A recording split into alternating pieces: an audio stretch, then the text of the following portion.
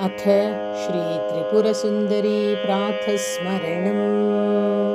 प्रातर्नमामि जगतां जनन्याश्चरणाम्बुजं, श्रीमत्त्रिपुरसुन्दर्याः वन्दिताया हरादिभिः। प्रातस्त्रिपुरसुन्दर्याः व्रजामि चरणाम्बुजं, हरिर्हरो विरिञ्चिश्च सृष्ट्यादीन् कुरुते यया। प्रातस्त्रिपुरसुन्दर्याः नमामि पदपङ्कजं, यत्पाद्यमम्बुशिरसि भाति गङ्गामहेशितुः।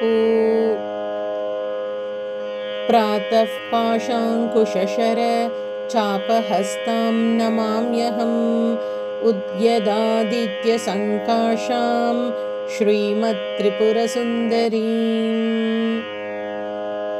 प्रातर्नमामि पादाब्जं ययेदं भासते जगत्, तस्यास्त्रिपुरसुन्दर्याः यत्प्रसादान्निवर्तते।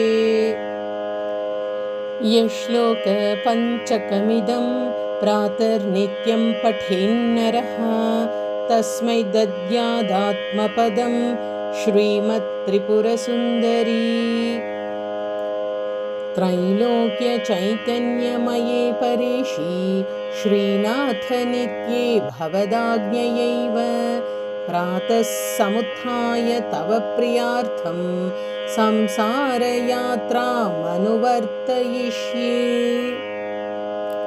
संसारयात्रामनुवर्तमानं त्वदाज्ञया श्रीत्रिपुरे परेशि, स्पर्धा तिरस्कार कलिप्रमाद भयानि मामभिभवन्तु मातः।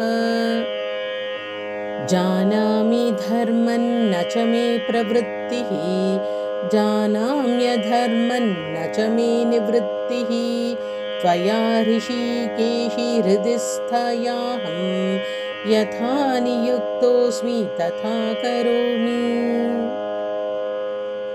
इति श्रीत्रिपुरसुन्दरी प्रातस्मरणम्।